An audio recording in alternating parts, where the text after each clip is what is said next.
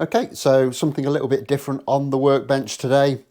Got this nice little Epiphone 339 in for a little bit of work. This is Chinese made Epiphone, and according to the serial number, it was produced in February of 2017. So it's about 8 years old. It's had a little bit of use, a few scratches here and there.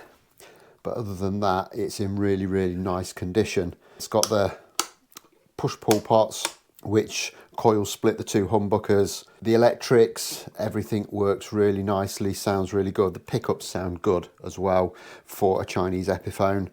And the setup's great. Everything is really, really good. So you might wonder, what's it doing on your workbench?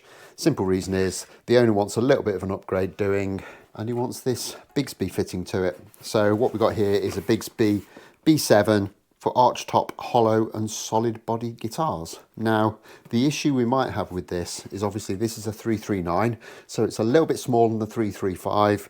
So how well the Bigsby's going to fit onto it remains to be seen. I'm pretty sure it'll be fine. This was the one that was recommended for this guitar. So before we get started, I'm just going to unbox this and see what we've got.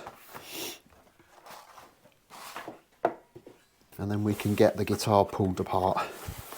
And it's actually really nicely packaged. Got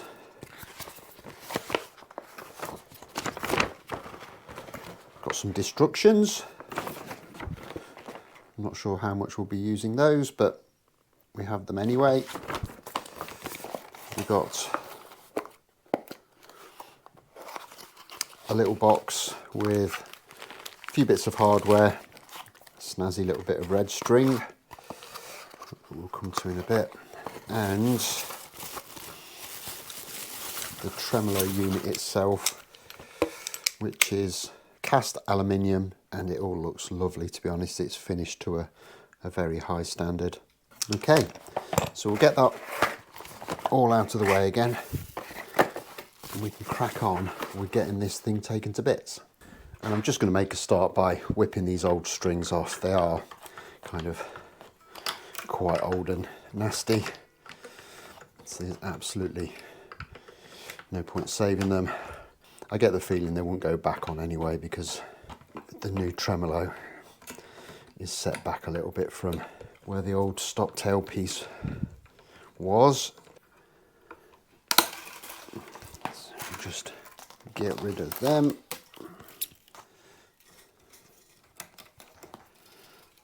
It seems to have been tied on by a slightly subpar Boy Scout.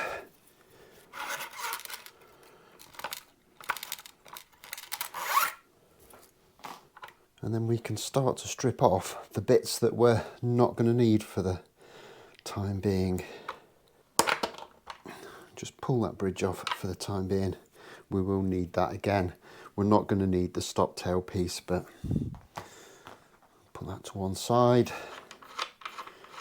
And we're not going to need these studs either. And at least for the time being, we're not going to need the strap button on the end of here. So I'll just stick everything in a cup so I don't lose them. And we can give this thing a little bit of a clean up before we go any further.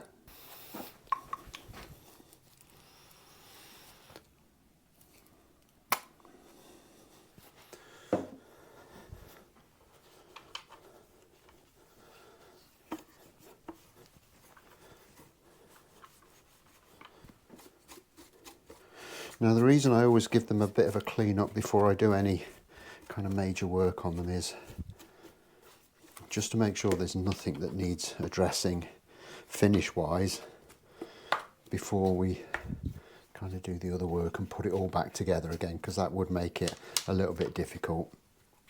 As it is, we're all good. There's no kind of issues at all beyond a very quick kind of polish up. So with that done, we can start to figure out how we're actually going to go about fitting the tremolo. Okay, so we're ready to kind of start work on this. And off camera, I've just very quickly gone over the fretboard with some isopropyl alcohol, because there was a little bit of finger cheese on there. So we've got rid of that, and we've given the fretboard, a preliminary oiling. We'll probably come back to that at some stage. But whilst I was doing that, I did notice a bit of an issue, and that is that the really very quite cheap and nasty plastic nut that they've got on here is kind of completely loose. So before we go any further, I'm just going to put 2 of the merest dots of super glue on there, get that back into position, give it a few seconds to dry, and we can move on with the actual installation. And the first part of this is to actually position the tremolo unit on the guitar, and what they say is kind of put it in position where the strap button would have been, and then kind of make sure that it's nicely aligned with the neck and the tuners. However, this instantly kind of brings us an issue in so much as, because this is a slightly smaller guitar, instead of sitting flat on the body, which is what they recommend in the fitting guide, it actually sits right where the old tailpiece stud mounts are. So it's actually sitting on those, which are, they're a little bit proud of the surface, which leaves me a little bit of a conundrum, because ideally it'd be nice to have that sat down actually on the body. However, if I pull those out, on this one we cover that with the body of the vibrato, but on the other one we're kind of 3/4 of the insert is showing, which, to be honest, it is what it is. It doesn't look too bad, but if I was to remove that insert, we'd just have a whacking great hole in the top of the guitar, and I'm not sure that that would look good at all. So I think my options are, we either go with that, or I attempt to pull them out and counterbore them back into the top of the body. The thought of doing that fills me with dread, if I'm honest. There's so much potential for messing that up, and to be honest, I don't think it will make that much of a difference, so I'm just going to go with leaving them as they are. However, there is another issue, because as I look down this one, I can see that there's a ground wire in there, so I'm just going to very quickly check to see that we're still going to have a grounded bridge. Theoretically, we'll get continuity through the new vibrato unit onto that, and we should get that grounding, but I just want to check just to see if the bridge studs are actually grounded as well. And it's fairly straightforward. I've just got my multimeter set up to the 200 ohms range. Now if I put my probe on there and onto the ground section of this jack plug that's plugged in the other end into the guitar, I'm showing some resistance there, which means there's continuity. There's not any from the bridge, which kind of confirms what I need to do, which is leave those as they are, because not only is there a risk of damaging the guitar, that is also going to be the ground through this, which will be sat on it. Okay, so next up is we need to kind of sort out the alignment on this. I'm just going to stick a few bits of masking tape on here, I think.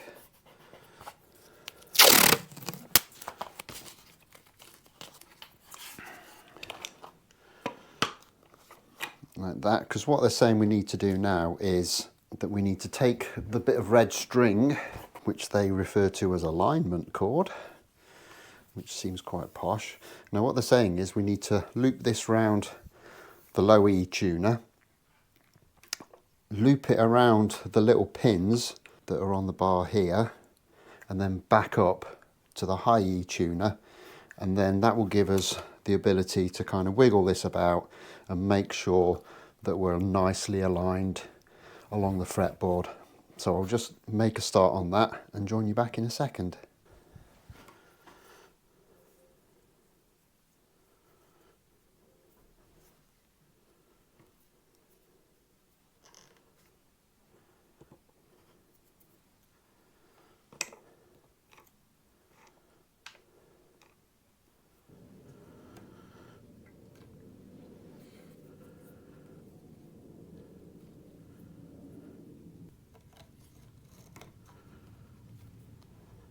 And I think what I'm looking for here is that we put this in a position so that these strings are kind of running directly from the nut down to the bridge, nice and even down the length of the fretboard, but that they're also kind of evenly positioned underneath this roller, which would indicate that we're nice and central. And I think we've kind of established that. So I'm just going to mark on that bit of masking tape whereabouts we need that to land. Put a couple of marks on top of the body as well, and we can get all of that off again and set about actually getting this thing fitted. Okay, so with that all achieved, the next thing we need to do is drill and screw for these 4 screws on the little hinge section. And I think this really demonstrates well why you shouldn't use the strap button location to locate these, because as you can see it is significantly out from where we'd need it to be. So all I'm going to do here is line that up with the pencil lines that I made.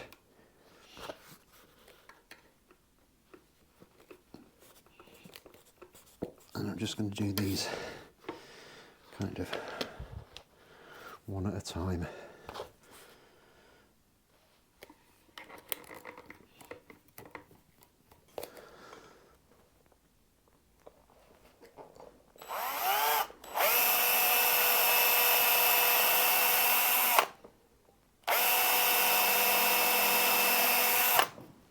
And as always, stick a bit of wax on these screws before I put them in. And literally all that is, if you haven't seen me do it before, is a bit of candle wax just to lubricate the screws it goes in.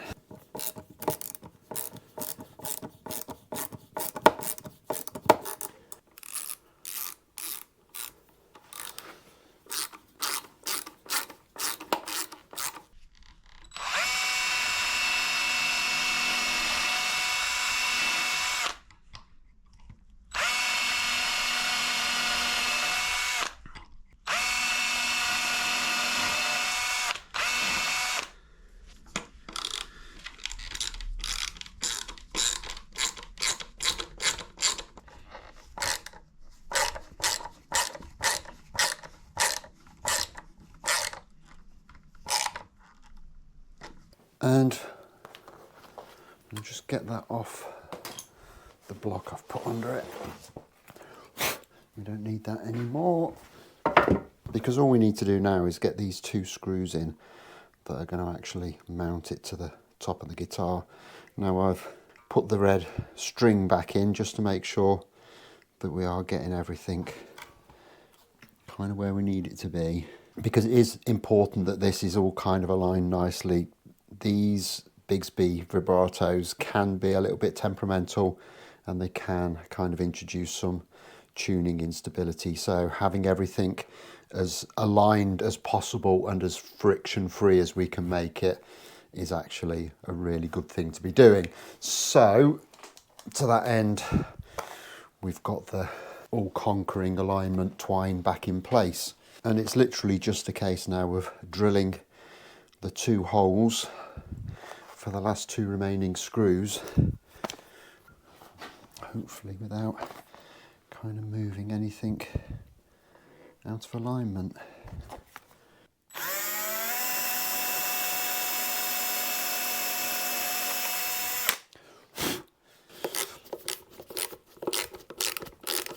But what I'm not going to do is crank down on this at all, because A, there's no need. This doesn't need to be kind of cinched down super tight. And B, especially because I'm sat on these 2 studs, if you put too much pressure on, you could twist the frame slightly. And what that would mean was that the bearings that this little pivot runs on won't run smoothly, which in turn will kind of make your tremolo, vibrato, call it what you will, want to return to pitch. And we don't want that.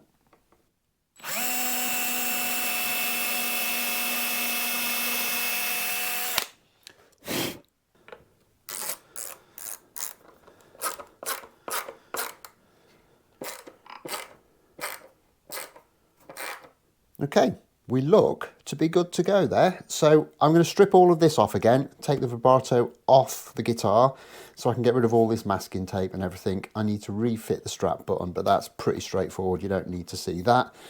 And then I'll join you back once we've got some strings on this thing, see if we can get it set up and playing. Okay, and there it is, all finished. I was expecting a nightmare stringing this up and getting it playing. I've heard so many kind of nightmare stories about how bad they are to string up. Actually didn't find it too much of a problem. All I did was I bent the end of the string as it goes on the little pins on the tremolo and then just held the string in place with a capo whilst I got it wound on, and everything seemed to go just fine. And I'm just playing through my dodgy old shop amp, but